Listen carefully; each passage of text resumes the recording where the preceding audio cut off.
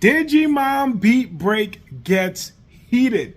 Yo, episode 20, one of the best yet, in my opinion. Right? So we start off where we left off with Clay showing up while my man Kyo was having a drink, chilling with Kugamon. And he immediately shows his disdain. He's like, yo, I don't like you. Now, Clay was like, yo, you cost me some money, buy me a drink, let's have a chat, right? Trying to convince him to like, yo, let's become partners. Let's take over the world union or whatever, you know? And Kyo's like, listen, bro. He didn't even call him bro. He's like, yo, listen. You see Digimon as tools. I ain't about that. And I know our director, the leader sees Digimon as a power bestowed, and I ain't with that either, blah, blah, blah, you know? Anyway, so doesn't go well, and we know like something's going to go down later on, right? Blah blah blah. Anyway, we cut to I'm gonna skip a few things. Go watch the episode. We cut to my main character dude Tomoro, because he showed his main character status this episode, talking to his brother, right? And he immediately sees Gokumon. I know there's a W in there, but we gonna call him that. Gokumon across on the building, right? Ultimate Digimon.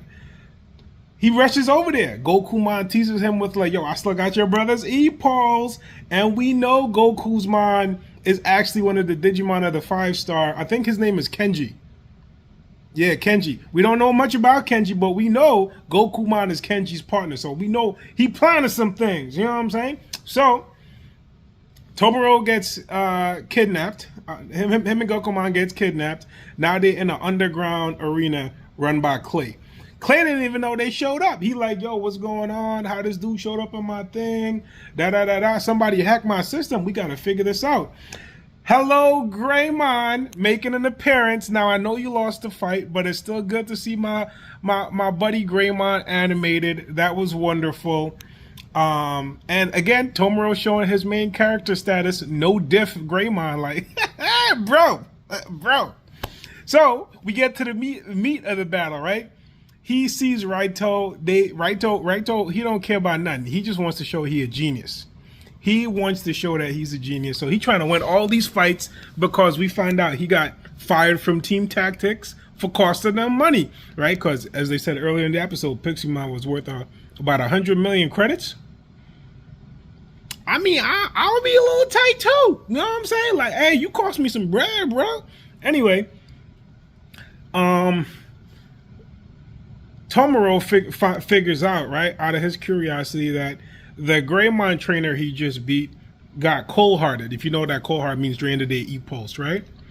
He ain't about that. He like, yo, Raito, do you know that the people you've been beating have been getting cold-hearted? Raito, he looks shocked. He like, damn, for real? But I ain't losing, though. Yo, he really want to show that he a genius. Now, what I really like about this episode, I know I just spent 3 minutes on a recap, but what I really loved about this episode is it showcases the strength and the importance of a partner and their Digimon. Now, Raito's able to go to his ultimate form, and even though his Digimon, Monodramon, all the way to his ultimate form, and even though Monodramon was still in pain, he had better control this week than last week, right? The problem is, Tomoro still beat him 1v1, champion versus ultimate. Here's why. Monodramon is thinking of only Raito. He's like, listen, I know you want to prove that you're a genius. I want to prove that you're a genius too. We gonna do that together. So he is thinking of his partner, but Raito ain't thinking of him. Raito is thinking of him as just a tool. And that's the problem. He's like, I can control you. So emotionally, they're not in sync. He's like, I could control you. You need to do what I say, and you need to figure it out because I'm a genius. Whenever I see something happen, I could get it done. And they show a little backstory about that. So the reality is, he's just a person that never experienced failure until he got a Digimon. He was always getting things right. And because he was always getting things right, that means things was always going his way. So now that he's experiencing a little bit of failure, he's having a mental breakdown because he don't understand why he can't get this. He's like, yo, I can make Ultimate Digimon just like everybody else. Why is my Digimon not as strong? Tomura, on the other hand, he in sync with Gekomon. He cares about Gekomon now because we saw the emotional growth, right? Gekkomon already cared about Tomura the moment he was born. So he's like, yo, listen, I don't like what they're doing to these people. And I know Gekkomon don't like what they're doing to these people too. And Tomura was like, yo, you putting your Digimon in pain by forcing them to go to ultimate form and not being able to control or manage it.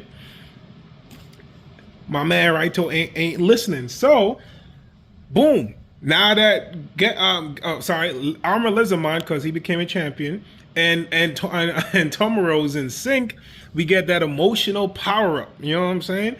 And the E-Pulse goes off the rails because, again, Digimon gets stronger with emotion. So now we got a champion surpassing the power of an ultimate.